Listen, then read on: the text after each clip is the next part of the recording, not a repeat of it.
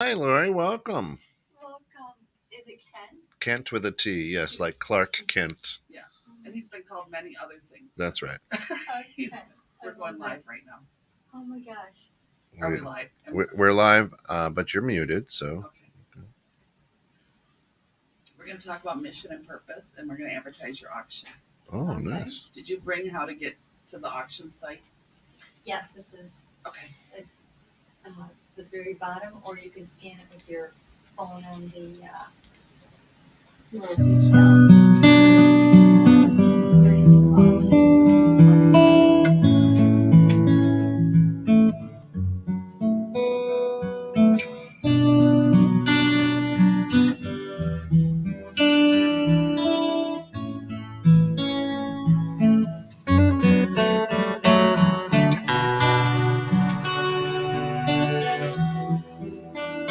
Welcome to Lisa's Changing Perceptions.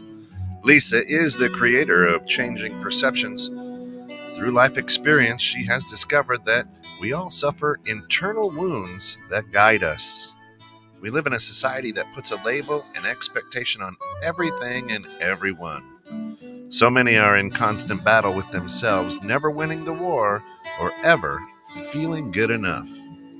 Lisa's Changing Perception is a show that offers tools and guidance that will assist you in discovering you and unlocking the chains of pain that bind you. Today, purpose and mission. Good morning. Good morning, Kent. Thank you. That's such a great introduction. Thank you so much. Welcome, everybody. I'm Lisa with Lisa's Changing Perceptions. I'm a self-empowerment coach, hypnotherapist, and NLP practitioner, among some other certifications that we don't need to list today. I am here, and this is the first week of our new show after we did Woo Month in October. I hope everybody had fun with Woo Month. I had fun with Woo Month. We might even do it. It was a good time. Yeah, we're going to throw in some of those here and there.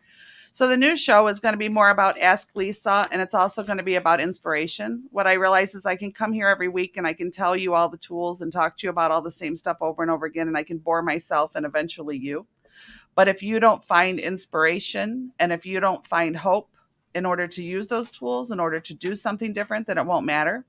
So part of what I'm going to start doing is there will be weeks when I highlight somebody who is inspirational, somebody who found their purpose and their mission.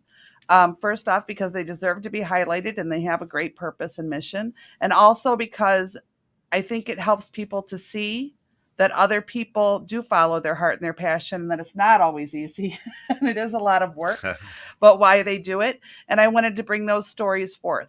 So today we have Lori with Stardust Animal Sanctuary. She's been on with us before.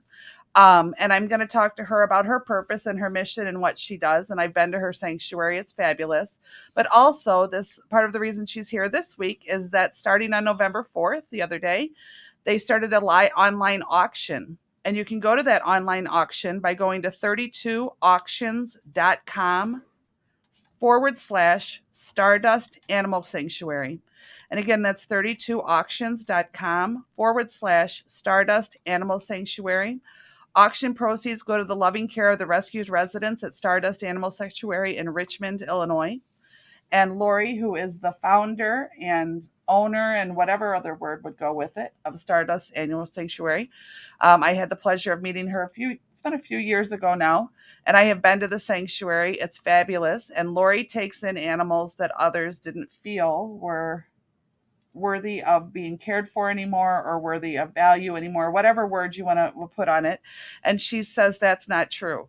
And she takes care of them and offers them everything that they need and gives them all the medical care that they need, all the love that they need, and they are genuinely loved. And they have a wonderful place to live now. So people who thought the animals weren't worth it, ditched them, didn't think that they were of the proper necessity or value, and Lori takes them in. And part of the reason that Stardust is my heart is that I am an animal person. I did run animal hospitals for many years before I started getting into all of this. But also I think the representation that Lori takes animals that maybe don't have the perfection that people are looking for, don't have what society deems as valuable, or they're too expensive, too costly, not worth it. I think that there's a lot of people in the world that feel that way too, and that it represents value being seen in the eyes of other people, and that not everybody who society deems, whether it be human or animal, is unworthy and worthless, that there are people who will love and care about them. So Stardust represents a whole lot of things to me. There's a lot of cool things out here on this auction. I'm sharing it right now. Out there. Awesome. 2 night stay at Soul Space Farm Sanctuary, custom pet portrait, you name it. Inside Chicago virtual tour. There's cool spa service and a Vita gift basket. A lot of cool things out there. And actually, I have 2 things on there. If anybody's of interest, I have an animal communication class for up to 6 people that's on there for auction. And I also have a past life regression that's up there for auction. Nice. And all of the Thank you. proceeds go to the animals. So just so that everybody knows, it's an amazing auction. And if you know what, if you're not in the financial situation to be able to purchase from the auction, that doesn't mean you can't make a difference. You can share the auction. Yeah. You don't know who else might see something that's just right for them, or it might be exactly what they're looking for. So please feel free to post and share the site on all your media pages sure. as well. The auction's going to run through November 10th. 3 days. You can make a 3 difference days. without opening up your wallet if your wallet's not in the place in the moment to be able to, but you can still make a difference. That's another thing society screws up, is that you think you can't make a difference if you don't have money, and you can make a difference just by sharing and caring and doing your part the best you can. All we can ever do is what we can do with the best of our ability. Yeah. That's for sure. So welcome, Lori. Thank you. Thank you for coming. having me. Oh, of course. I love having you on the show. You've been on before. Tell us about your sanctuary. Tell us about your inspiration and what started it. Give us a little bit of background about it, and then I want to hear about the animals, and I want to know about my goose, because I talk about the goose on here often. And I almost said, is it too cold to bring him? Because I almost wanted you to bring him. No, he's the coolest goose, but he likes women, so he ditched you. I don't like birds at all, so he's a flirt. He likes women, and he's a flirt, and he rubs his neck and head on you and nuzzles, and he's wonderful. So tell us a little bit about your mission and how you got started, a little background. The reason we got started, mostly, I think a lot of us growing up, you always want to rescue that dog or that animal that's out there. So going from just rescuing dogs and horses and cats and starting a little rescue that way, we noticed that a lot of them were getting returned, or we were finding them in the wrong places. So we decided to turn it into a sanctuary. Going down to the Hurricane Katrina really changed my direction with the sanctuary, where we saw there was many animals that had been hit by a car, or medical issues or emotional issues that you couldn't get near them, and they were left behind. So my friends and we brought up 100 dogs, and we found homes for them. And from there, we just decided that we'd start a little sanctuary for the animals that couldn't make it, that are on their last hour, and their medical needs were just, too much for somebody to take on. So we started with horses, dogs, and cats. And then when we bought our own property, we had room for farm animals. So we had an emergency situation for farm animals, and we started building little bedroom habitats for them, and we took in farm animals as well. And our mission is just to reconnect them with their dignity, their honor, their respect, the things that they lost, and they find it, and they find freedom, peace, bliss, love, and then just a place to be. So I think we all need a place just to be. Absolutely. And that's what I meant by this can relate to people as well. So you're going to make me cry. It's going to be a big old sappy show. And when people do come, they do feel that sense of reflection from the animals to them. So they do leave like in a higher vibration and just feeling like they want to be extra kind. And you do, because I went up there with a girlfriend of mine one day, and we brought vegetables and peppermints. I remember a huge bag of peppermints. Thank you. And we brought vegetables and stuff for the animals, and we had so much fun, and you leave just feeling good. The animals are happy. I was surprised about the animals that you had, how many that you had and what they were. And I have a few favorites that we'll bring up, but you can bring up all of them. And when you guys picture this, I want to point out something specific, is that a lot of people, when they picture these sanctuaries, they picture cages and things like a shelter would be. And that is not what Lori has at all. She has a home where all the dogs and cats stay, right there all in the house. Right. And they are free roaming. They have couches and blankets and beds, and they are free roaming. They are not kenneled. They are not locked up in runs. They free roam the house. And how many dogs do you have right now? I believe we have 13, and 10 of them are from the ages of 15 to 20. So there's a lot of it's basically like an intensive care unit right now. A lot of bathing in the morning and a lot of cleaning. So that's what I did this morning, was just bathing the dogs and getting them all ready for their morning. And I know she's feeding. got some that are in carts, and she gets them out every single day, and they're hooks them up in their carts and gets them outside to play in the grass, to run around in the grass. They get individual time outside as needed. Yes. They live in a home type environment. They are not just brought there to be kenneled until they go. And I know that the majority of them have medical needs. And I know that you spend a lot of time in the morning doing that. How long does your morning routine take to medicate and take care of everybody before you even get to take care of you? 3 to 4 hours. And that's medicines, bathings, making sure everybody's fed, and they have probably some of them have special diets. So it's making Yes. sure everybody's got the food that they need. And Yes. and so this is a different type of environment. And I wanted to make sure that that's very clear to people, that she's not running a kennel, so to speak. She brings these animals into a home, and I've seen the pictures and I've been there. She has couches and blankets and rugs. They have free roaming of the whole house, and they are loved as though they're a personal pet. And although there's a lot of them, I see them and I watch the videos. If you follow her on Facebook at Stardust Animal Sanctuary, you'll see the videos. They get their individual playtime. They get their individual therapies. They truly are loved, probably beyond what they had ever been loved before.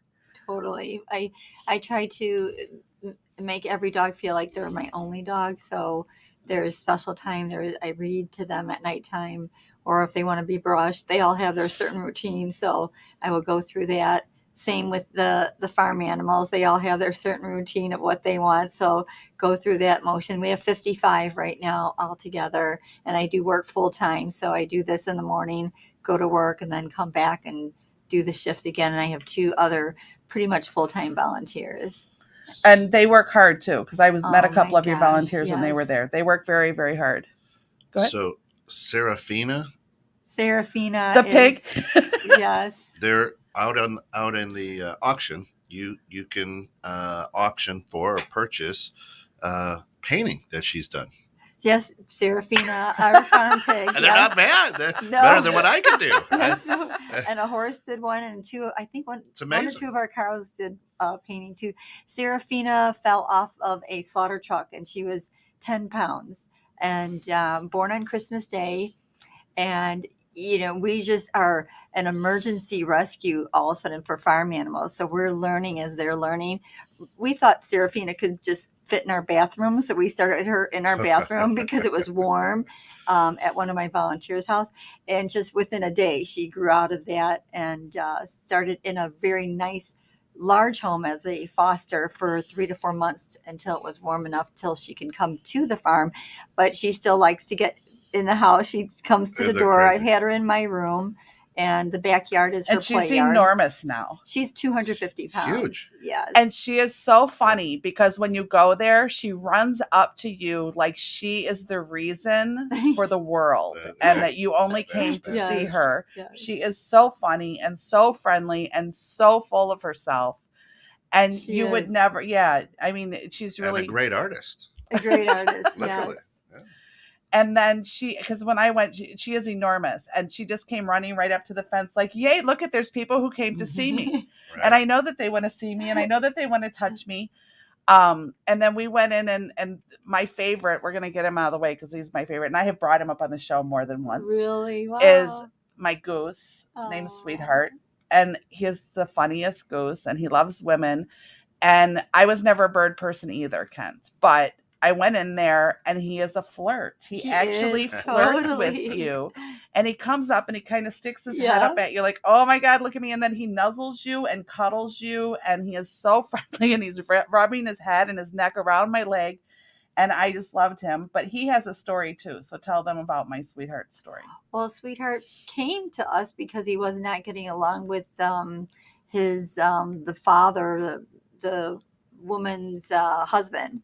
So she brought him, and at that time I think he was 18 or 19, so he's going on 20.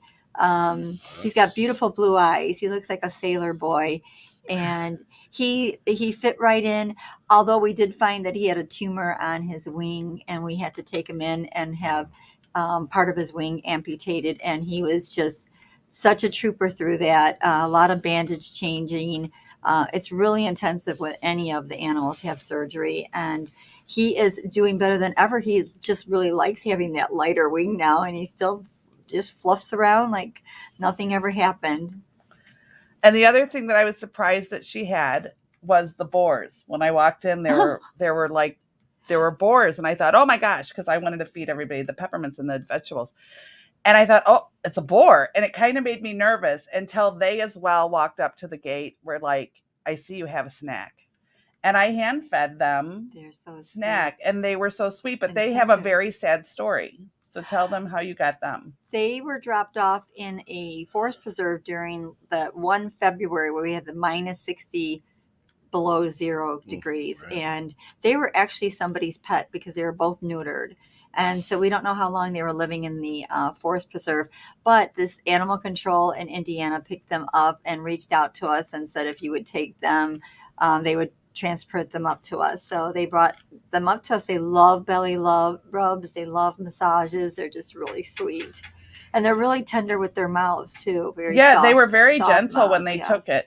I did notice that when you give a pig a peppermint, a pig drools. They were like slobber, like sweet. Seeing them. And as soon as I got the wrappers off, they were like, oh, more. Aww. They were so much fun. So those were, not that I don't love them all, but I had favorites when I was there because I found it interesting. But you know all your animal stories. So tell a couple other stories or talk about some of the other animals there so that people can bond or hear about what is important to them. We do have some ducks that have come with like a retracted leg so they can't walk normally. One duck came to us in a shoebox on her side. And when I opened up the shoebox, I'm thinking, oh my gosh, how is she ever going to get herself up and not drown in the pool? And she managed to get herself up. She walks pretty normally and she loves swimming and she just loves her life. So she really blossomed. So somebody literally kind of threw her away in a shoebox. Well, the person could not take care of her and did not want her to be with the other ducks and had her in the house and didn't know what else to do. So she was pretty much on her last moments when she came to us. So she just blossomed. And who else do you have there? I know you've got some horses, also all quite friendly, that run right up to the fence. Every animal there is so used to human contact now and is so friendly that they really believe that they are the reason somebody is there. Absolutely. All of our horses have really intensive medical issues and emotional issues. And we just took them all in and they just love their life out there. It's a huge daily routine. It really is like lots of herbs, a lot of preventative care we do because we do not want to end up in the vet. We did end up with an emergency surgery with a horse a couple weeks ago, and that was very intensive, but he's doing really well. So they do have medical issues, but some of them shouldn't have been here, and they're still with us 16 years later. So it's just awesome. And you say emotional issues, and I don't know that people relate or understand that, and there is a connection with that. So talk about what you mean by emotional issues. So emotional, mental issues would probably be something from their past that they remember that would bring up in case you would do something around them. They would go into a retractable moment like a PTSD. Absolutely. So it's almost like tunnel vision, or they're almost out of their body. So working with them to just provide the safety and the space and to let them be and always look at the bright side of everything. So just like people, animals can suffer emotional trauma and need to have time to heal and Absolutely. To see that things are different. And that's a process. It's huge. Yes, it is. And that's what I mean by that people might look at it as an animal sanctuary, but if you look at it from an outside perspective, you can really see the relationship to life and trauma and the fact that there are good-hearted people out there that see somebody or animal, see something and see something bigger and better in it than what sadly, a large portion of our society doesn't see anymore. We base so many things a value on things, Yep. on literal things. And I say it often that, I mean, I'd be the last, I was just telling Kent, I finally got a new car after, after years. And, my car was 14. And, yes, I'm happy that I have a car I don't have to wake up and pray to every morning, but it doesn't say who I am, and I'm not more valuable now because I drive that car versus my old car. And people base so much value on things. And one of the blessings I've had in my life, is that when my husband passed, I was able to see the perspective of, wow, on your last day, guess what? You're not thinking about the things, Yeah. And isn't that what most people do, is try to gather as many things as they can because they're not sure of their purpose or mission. Right. And that's exactly why I kind of wanted to change the show up a little bit and show inspiration, because we all do have a purpose, whether big or small, is partially my belief in our life chart and why we came, but it's also what we make of it. Yeah. And it's how we see it and how we perceive it. And I wanted Lori to come on so that we could advertise her auction. And did you put the link up there for it? Oh, I've got a bunch of links up there. Yes, ma'am. Thank you. If you want to know more about Stardust Sanctuary, go to www.stardustsanctuary.org. That's their website. There will be a link to the auction there. Or you can, which is up on screen right now, go to www.32auctions.com/Stardust Animal Sanctuary, and it'll take you, I think there's like 6 pages of items, and it all goes to just a great need. It is. It's a wonderful cause. And that's why, like I said, I changed up the show a little bit, because I think that, like I said, I can talk about tools and everything all I want to, but if you're not inspired, if you don't find hope, if you don't see purpose, then those tools don't do any good. You have to choose to do that. And Lori, as she said, started out with, I'm going to rescue and help a few dogs find a home. And the reason Stardust has turned into what it is isn't because some millionaire walked in and said, here, Lori, do this. It was because as she followed her heart and her passion, her heart and her passion grew, and she turned it into what it is through that alone. So Katrina happened when was it? I think it was in 2005. 2005? Right.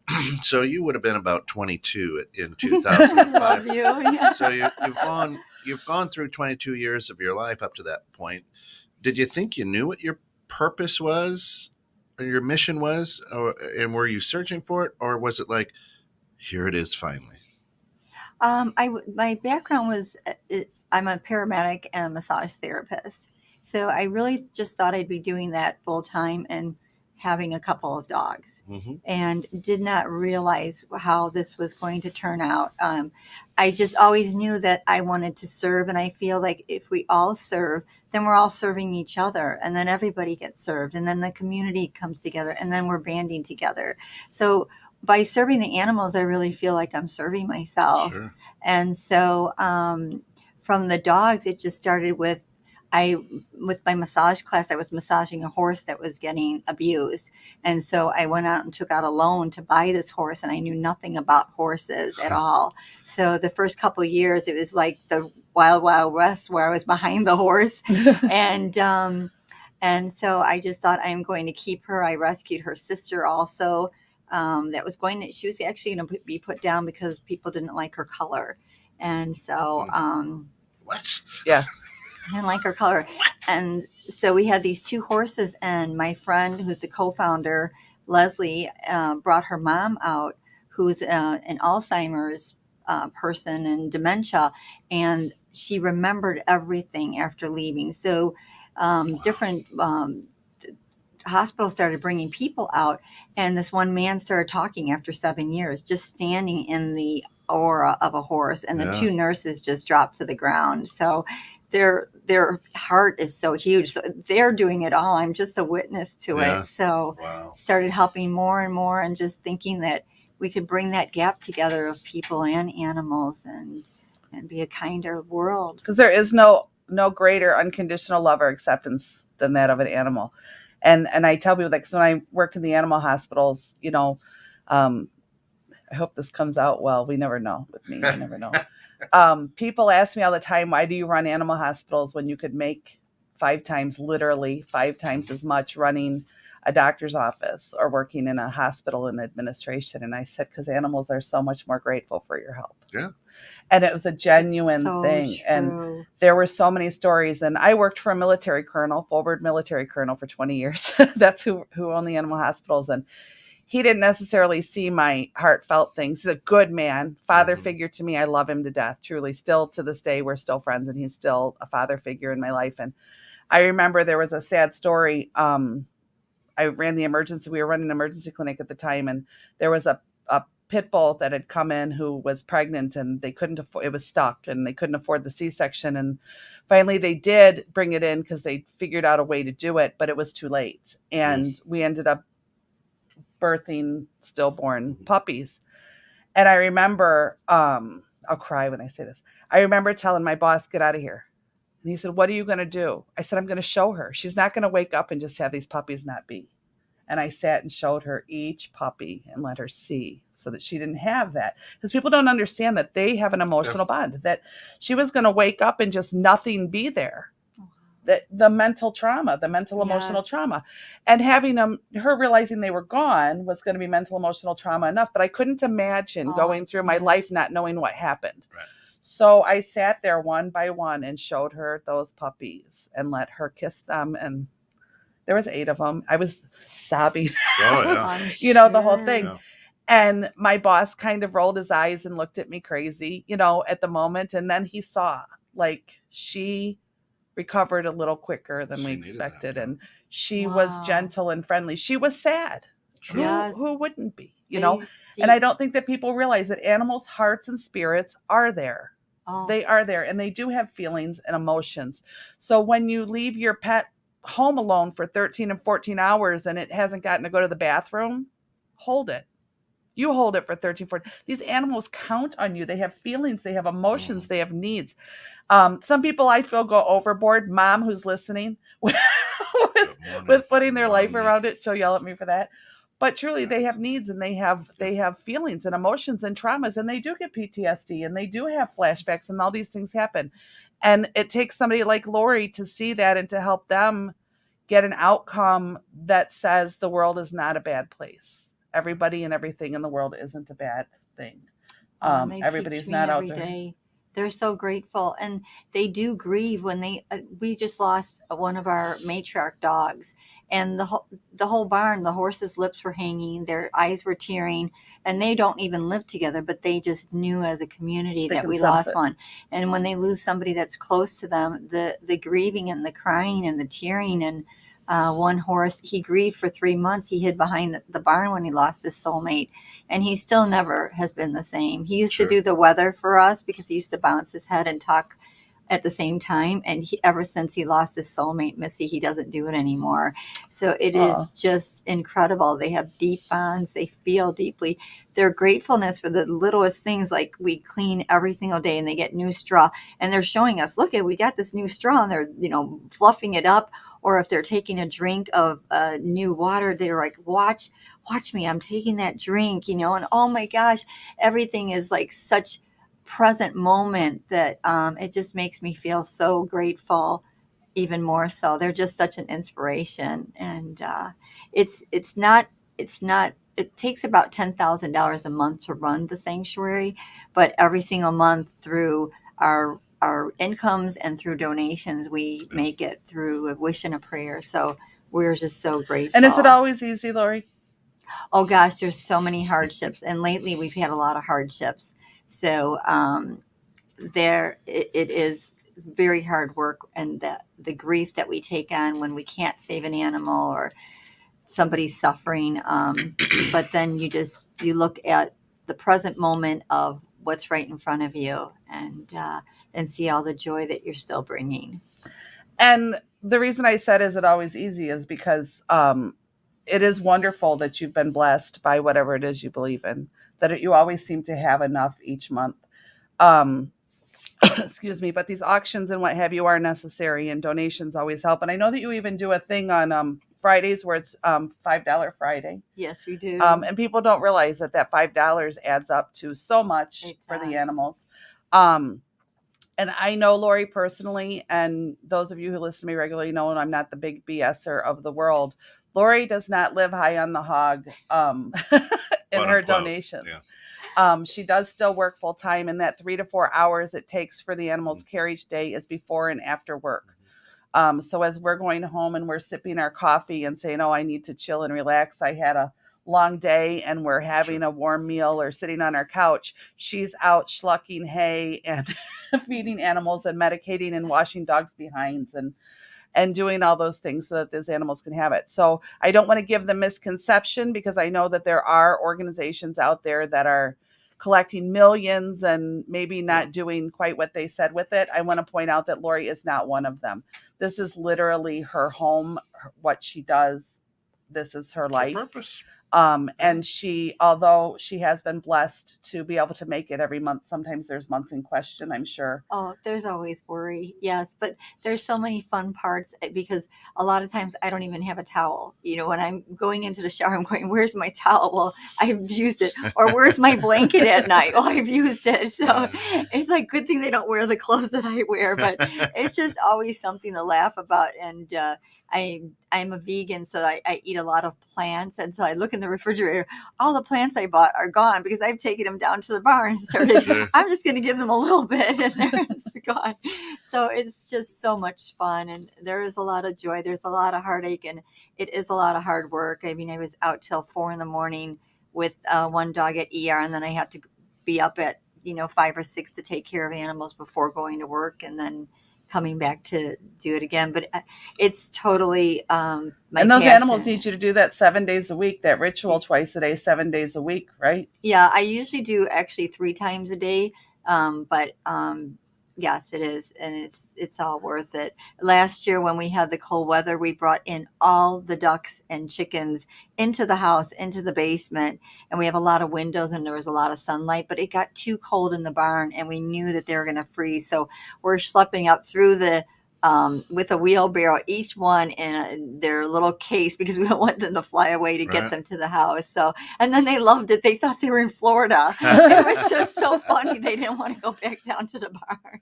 And I will tell you that when you're there, I'm going to announce the auction on site again, but when you're there, you will see pigs cuddled up in their straw with their blankets covering them, with their little faces, and they're snoring, happy as can be, all tucked in.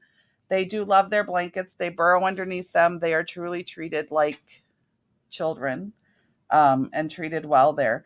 And like I said, I just want to make sure that people realize this is something that she didn't get silver spooned. Oh, she no. didn't. Right. She doesn't get it handed to her. And as far as following heart, having purpose, she started off with, I'm going to rescue some dogs. And the reason her sanctuary grew is that her heart grew with it. But what had to come along with that is her faith that it would all be there. Faith is something that is really, this one dog this month is really teaching me. That's all I have right now is faith, because she's a young dog and she has an anemia that they can't fix. And so she's going downhill, and to watch a young dog that just had her life ahead of her go downhill like this. But we have this day with her, and I'm so grateful to all of our volunteers and people that come with blankets and towels. And there's an outreach program with Common Ground. They bring us blankets. So it's all these people banding together. We would not be there without them. And those $5 Fridays, they do help. And the animals know when they're getting donations. They really do. I let them know that, and they're just like, okay. So it's really cool. And I know the other thing you do if they follow you on Facebook is you do Music Monday. Oh, that's a beautiful thing. One of our volunteers does. Yeah, it really makes my Monday. And tell them about Music Monday. What do they do? They pick a different song, and they have a different animal and a couple animals, and they're actually doing the same dance or walk to the song. So it's really, really cool. That's awesome. Yeah, Of course, if you want to help out, you can roll right over to www.stardustsanctuary.org. There is a donate button. So if you're halfway around the world, or maybe in Cameroon or someplace of that nature, you can hit the donate button right there at Stardust Animal Sanctuary's webpage, and you can donate.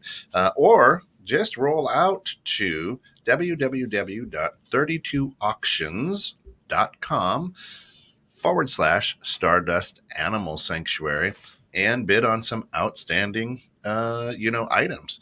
There's a really, really cool picture 4x6 of the little calf that you have too. Oh, that's awesome. Yeah, we had a looks cool. speed painter do a painting in 10 minutes upside down with Seraphina and Teddy, our horse. It's absolutely Oh, gorgeous. that one, yeah, that's a beautiful picture too.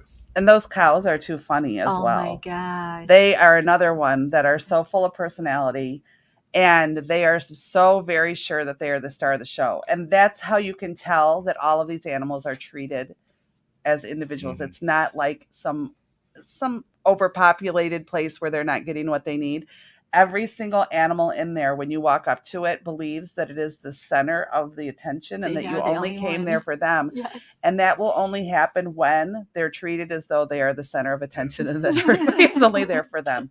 They are just so funny and friendly. And those two cows have personalities beyond words. Oh, totally. I mean, Leo roars. He's a cow, but he roar. I mean, he'll moo, but he'll roar when he really wants something. So that name is fitting. And Sydney's really shy. And we built a lean-to for them to be outside. And we also built a huge stall. Nope, they want to come into their stall. They're just, everybody wants to be inside. It's so funny at the end of the day. Great. It is. And in the summer, they have fans going in the barn and keeping everything as cooled down as possible. Yeah. It's really, really well maintained. They take very good care of these animals, and even the chickens will run up to you. Like, usually when you see chickens, you see them running away as people come. And no, these are more like, hey, there's somebody here, and I bet they have a snack. Absolutely. Oh, yes, absolutely. And I didn't realize how much chickens like lettuce until I Yes. got there. Yes. I was given lettuce, and they were going crazy for the Yeah. lettuce when they were there. Yes. So tell us more about what you do, but also tell us what your needs are, because truthfully, you can see your heart, you can hear your energy, you can hear your care in what you do. I don't think that that's in question for anybody. What things, if somebody wanted to make a difference, and maybe they can't financially right now do that, but it matters to them and they want to make a difference, what are some other things that they can do that can make a difference? They could volunteer. We're starting to wind down because of the weather, but we are still doing tours, volunteers on Saturdays. We're always in need of towels and blankets. Even if people have like produce that is still good and edible, but it's like, okay, it's 1 day old and I don't want to throw it out, but I don't want to eat it. Our animals would eat that for sure. That would be very Squashes, helpful. gourds this time of year. Yeah. Because I know people like to bring pumpkins, especially this time of year, but they have to be uncarved pumpkins, correct? Uncarved pumpkins, yep. Right. We did get a full shipment of those, so that's awesome. In the summertime, everybody loves watermelon. Well, they'll love it all year round. Sure. So that's a big, with every single animal there, they'll eat watermelon and lettuce. So. And if somebody wanted to bring some of those things to you, blankets, towels, produce, whatever it was that they would need, how would they get a hold of you to let you know that they were coming and to set up a time to do that? They could go through the website and info us, or they could call me on my phone, which is 224-325-4188, or they could send me a text. But through the website, they'll be able to get to me too. Okay, that's a beautiful thing. You are and should be honored as Hope. And I hope that you're proud. I know that you struggle with grief each time you lose an animal, because we chat sometimes when that happens. Yep. And I understand the heartfelt part of that, but I always say live to meet your maker and be proud of what you did. That's right. That's the bottom line. And you should never have question that when you do someday, you will have so many meeting you up there. Oh, yeah. They say that the animals in our lifetime that we've had will come to greet us, and you're going to be trampled because everybody's going to want to come Or first. Noah. Yeah, right. Yeah, right. Yeah, no, you're channeling Noah throughout life. So you should, I understand the grief, and then I do understand that it's a real emotion, but I always try to tell you to try to pull back into the now, just like we talked about, and say, Yes, and where would have been, where would it have been without you, and what would its Right. end been? absolutely. So it's never ever too late for human or animal No. to decide to be kind, or to find kindness, or to offer kindness, or whatever it should be. And that can go two different ways, because I know that you also have animals that come in that are fear biters, and Yes, reasons that people didn't take them, and people think they're just mean. And those animals have to make the choice to accept the love as well, absolutely. but they also have to be offered it. So you do offer that, because I know you've got a little one that was brought to you because it was a fear biter or something right now, right? I think about 10 of our dogs are fear biters, and they ended up there because of that, um, and medical issues combined. So they still have their special needs and their special people that they want to be with, and their special dogs. It's really hard getting them into a vet, but we have a great vets that will take care of them for us. So they're just, special, precious needs that they just need to trust. And as they were fear biters, which is usually literally just what it is. It's a fear biter. Something instilled enough fear in it Yes, that now it feels it has to be in constant fight or flight mode, basically. right, absolutely. It's kind of like an angry person. Somebody who walks around snapping at people. People don't realize that the person who walks around angry and snapping at people, and the person who walks around arrogant and vile, actually is only a really, really hurt person. Yes. Trying to say, I will never let anybody hurt me again, so I'm going to fear you coming close. And animals can have the same thing. Somebody hurt them enough that they say, I'm going to make sure that you can't get close enough to me to hurt me.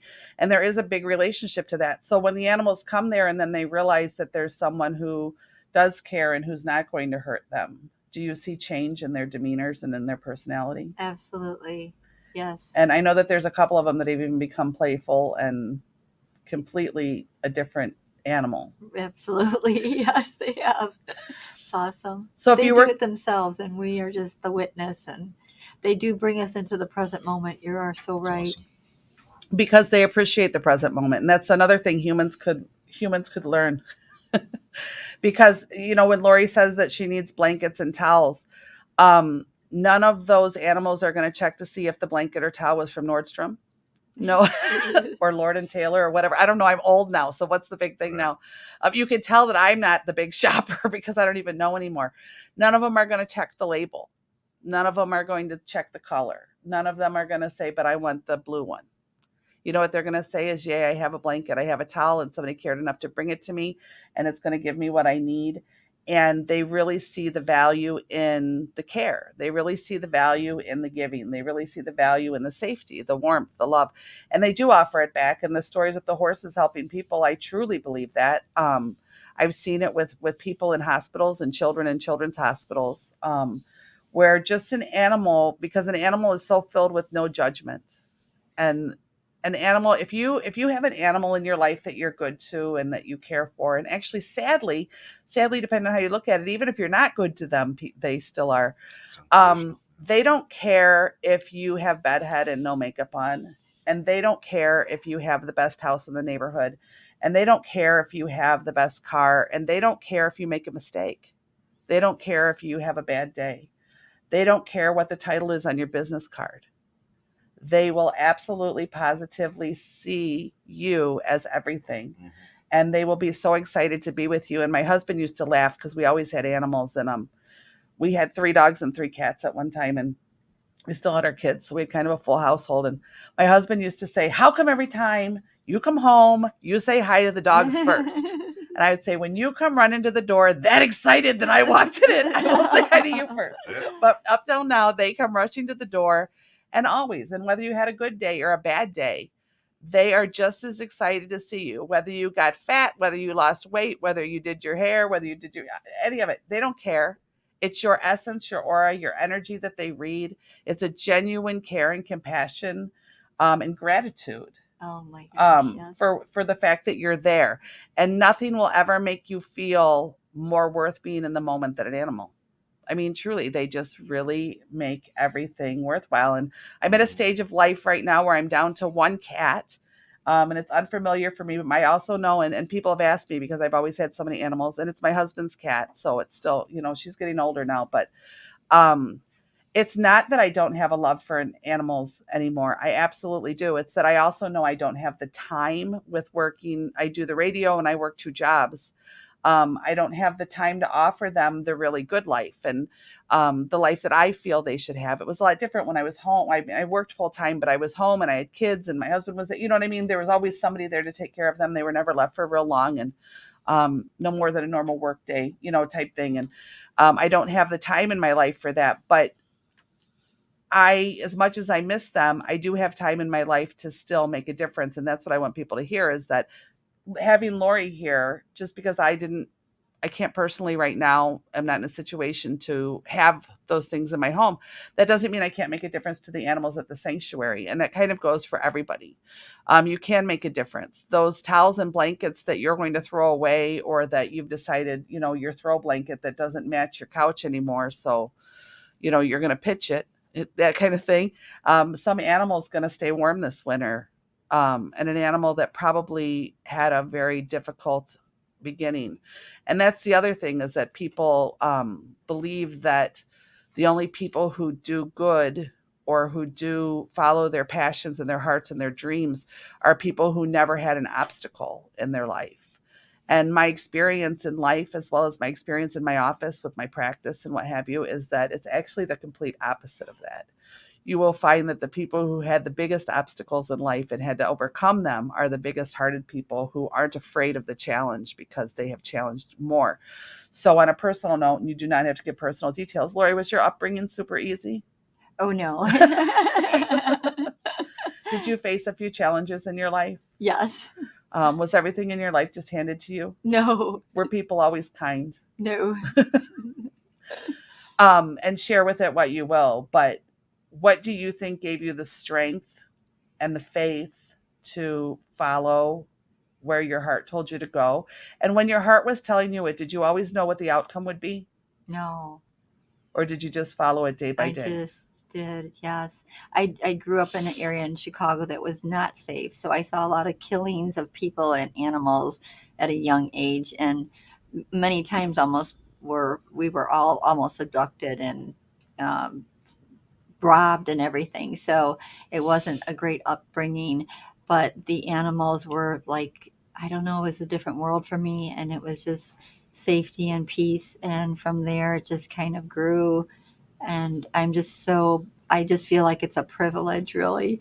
And so many sanctuaries have helped us, and just everybody that comes together, it's just really a great community. So what would you say to somebody else who maybe suffered mental emotional trauma at a young age or grief or feels that they can't afford to or aren't smart enough or aren't good enough or what, or that life doesn't hand everything to them how they weren't meant to? What would you say to somebody like that based on your experience and what gave you the strength and the faith to follow exactly what you knew God or spirit, whatever it was in your heart was pulling you to do? What would you say to that person who thinks that they can't do it? I think going within, following your heart, going somewhere that makes you feel good, whether it's nature or animals, to bring up um, your own vibration. Because I think when we're feeling low, it's hard to try to talk ourselves into higher positive emotions. But if we get to a higher place, then the higher positive emotions come. So, like coming to the farm is like a different vortex where you just all of a sudden feel elevated. So I think we are so powerful, we just don't know it. And to go within and to believe in ourselves, like I believe in the animals, I believe in myself.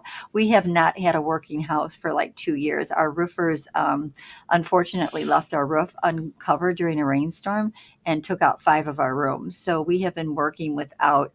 We finally got drywall and insulation up, but we've had to take away 5 rooms from the dogs, which was extremely stressful, and put them in different rooms. And we still don't have a working kitchen. for the past 2 years, but we look at what we do have and not what we don't have. And the adversity of overcoming that, I think we could all build our house inside of ourselves. And I'm so lucky that this house is still standing. And so that tells me, like, build my own house on concrete and not sand that will just blow away when there's a storm, because there's going to be a lot of storms in life.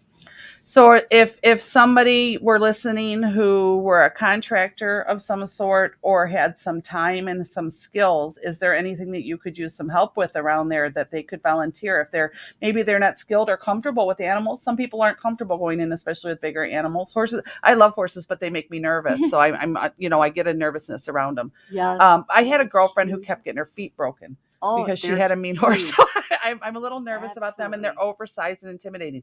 I've ridden, I do ride, and I do love them. But so maybe somebody who isn't comfortable or it isn't their thing to be out in the barn, but maybe they have a contracting skill or knowledge. Is there something there somebody could call to volunteer to help with that you could really use right now that would make a difference, especially with winter coming? We do need our kitchen put back together so that we could finish the drywall. So we are looking for a plumber and an electrician. We do have a builder now that's helping us with the drywall and the insulation and putting flooring in. So that would be awesome. So if there's anybody out there listening that has, too, some free time and a heart and wants to help, those are things that you can also give too. Come in and volunteer your skills and your time. It doesn't take $1 million or a Amex, what is it? A black? I don't see. You can tell you can tell my financial level. It's like a black Amex or something that, in order to make a difference, you can go make a difference. So if you have, even if it's a Saturday or two, to come and help get some things put back together in this house. Winter's coming. I was watching the time. Winter's coming. The animals need a closed-off place, and Lori lives within this house with them. So when she says there's no kitchen, she's not saying for the animals. She's saying she lives with these animals as her own, and she is living without a kitchen. And there's a kitchen. It's just not complete yet. There you go. Yes, we do. And we have the cabinets, and we are staining the cabinets. It's just we haven't put it back together now until we get the rest of. We need a plumber and electrician to finish that up so that we can bring that back. So plumber, electrician, or carpenter, somebody with just some muscle even to help when they go to put these things back together, to kind of help with the muscle to get them back together. Whatever it is that you feel that you can offer. And again, if you're not in a position to offer, you don't feel that it's something you want to do, you can make a huge difference just by sharing the information. The sanctuary is a 501c3. Yes, it is. So it could be a donation in kind, time, talent, for those businesses as well. So that's a tax write-off. Is that what you're saying to me? I'm not an accountant. I'm just saying that it could be a donation. So yes, if there's a business that would like to, and Lori, if there were a business out there that was willing to donate to help make this mission go a little farther and help do the repairs so that the animals, and especially all these dogs and cats that are in the house, and you, of course, as well, in the house, are warm and taken care of this winter as we all wish to be. If a business wanted to donate to you, is that something you'd be able to advertise on your website that they donated? Oh, absolutely. Absolutely. Say a business wanted to donate, say, $3,000 or $5,000 towards your mission. I mean, is that something that on your website you could thank them for their donation? Absolutely. We could even put up a sign at the sanctuary for them to advertise the business. We also have our fencing is really falling apart, about 90% of it. And we did have a high schooler raise like $7,000 towards fencing, putting signs up in front of people's lawns for $25 for like a happy birthday sign. And he started for 1 month and it's still going on. So it's awesome. And there's another thing before we run out of time that I want to bring up that you have there that I find amazing because of the spiritual connection of it. But another way that you can contribute and donate is that I know you can buy a brick or a statue or a bench, even somebody did, and they have a memory garden. So talk about your memory garden a little bit and let people know how they could, if they have a pet that they would like to memorialize or remember or donate towards in memory of, how do they go about doing that? They can contact me through the website again. And the memory bricks are just like those paver bricks, and they can have that imprinted with whatever they want. It's for people pets. It's for, you could even do one for an anniversary. We allow chimes, all types of memory items to be brought up to the memory garden that was put together by Louise and Laura and their volunteers, and it's a beautiful garden. And it's really sad. A lot of people do bring their pets items after their pet has passed. So we really honor that and really take care of those items because we know someone else lost a pet too. So So we there's really heart and memory in appreciate- those as well. Yes, absolutely. So you can contribute by sponsoring a brick or a bench or a statue or whatever it is as well. And yeah, there is, there's a charge to put them there, but it's going towards your placing the memory there. But that memory is going to be held there, as well as that donation is going to go towards other animals to get care. And I can tell you that I've never met a dog who wished another dog to starve, or a spirit of an animal. And yes, animals have spirits. That's a common question. Do animals have spirits like people? Yes, sometimes I think stronger ones, but yes, they do. And all those memories, when people talk about grief and sadness, that's one of the things that I bring up even in the office, is that one of the greatest ways you can honor a person or animal that's been here in life is to make that their life mattered being here, through change, through giving, through saying, because I knew you, this is what I'm offering out. And because I knew you, it made me better. And I want the world to know that you were here. So That's the Memorial beautiful. Garden can be a really great way to do that. So I know we're running out of time. Ken, you're so much better than I am at it. Sorry. Do you, you staying bouncing. If you want to give one more quick thing, if they would like to donate or contribute to the auction, if you want to give a quick animal sanctuary thing. Sure. If you're anywhere around the world, just visit www.stardustsanctuary.org, and there's a donate button right on their page. You can donate. It helps out tremendously. And if you wanted some really cool items, jump out to www.32auctions.com. So 32auctions.com/Stardust Animal Sanctuary. And there are some great things out there. Incredible. All over the world. It's Yeah. 270 items. It's Yep. awesome. Yep. And that's all from our volunteers putting that together. It's And really cool. Yeah, A lot of there's good books all out kinds there. of ways to give back, and that's what people do. So, real quick, I want to thank Lori for coming, and I'm going to let her kind of close out the show in just a second because we're down to 5 minutes.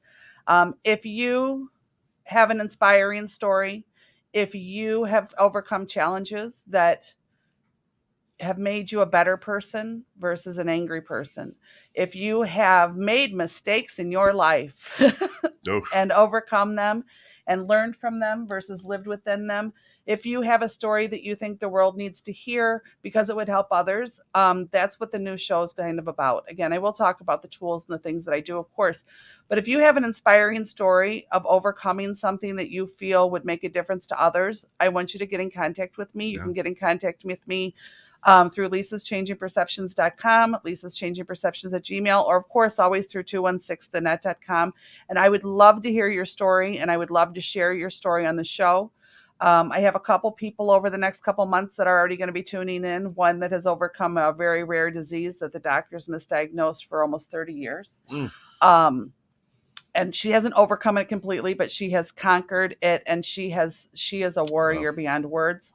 And I have a couple people coming on with trauma that they've overcome, and become softer, gentler, better people from it. This show, I want to turn in, this isn't just about the tools and what I do that helps people to overcome. I want it to be also about the hope and inspiration to do it. Yep. And for all those out there listening, it's a weird time in this timeline, and you're not alone. So as weird as or as stuck as you probably think you are, Right. You're not alone. There's hundreds, if not thousands, if not millions of people who have the same questions as you. Share them with us, and we will do everything we can to answer those questions and help you. And if I don't know the answer, I'll find it. Good morning, Eric. I'll dig for it. So I thank you for being here this morning. I thank you for you are the first guest I've had for one of the inspiration shows. Wow, thank you so much. Yeah, because this week is literally my change in show. Wow. I was getting burned out of just coming in and talking about what I do week after week Yeah. after week after week. And I decided that I wanted to broaden it a little bit. So I did October Woo Month, and I did all the spiritual, ghosty, all that part of my life. And then you are my first, because this is my first show in November. So you are my first for the new concept, so to speak, of how we're going to do things. So I thank you for coming. So grateful. I hope that your auction is amazing. I am going to the 10th, so you got to the end of the day on the 10th, so about 3 more days. And I'm going to throw something out to the universe, and to it, I have between 500 and 750,000 listeners each week, live each week. So what I'm going to throw out there is, if you by October 10th, at the end of the auction, are a business or person, I suppose I shouldn't limit it to business, but I know businesses would probably be more appealing, who donates at least $3,000 to Lori before November 10th, when her auction ends. If you do a donation of at least $3,000 that Lori verifies for me, I will talk about your business on the air and let people know of your good heart. Oh, wow. And where it went so to. Much. Gorgeous. So a $3,000 minimum. And if you're able to send that in and Lori verifies that your company did that, I will talk about your company and advertise it on the show. And let's pray that I can get a show where I have to spend the whole hour talking about all the businesses that did it. There you go. Let's hope for that. So I'm going to throw that out there. Lori, close out the show with whatever it is you feel people need to hear to draw them to you, or you feel need to be heard for the sake of the animals. Looking at the animals and seeing what they have gone through, I always know every day I can do it. So everyone out there, you can do it too. So you can feel the heart in their voice. And we have a question. Is it too early to put up a Christmas tree? Yes. Yes. There you go. For all of us here at 21 we have a holiday between them. For all of us at 21.6 The Net, thanks for getting stuck on the net here with us this morning. And remember, be good to yourself and be good to everybody else. Have a great day, everybody. Enjoy your weekend.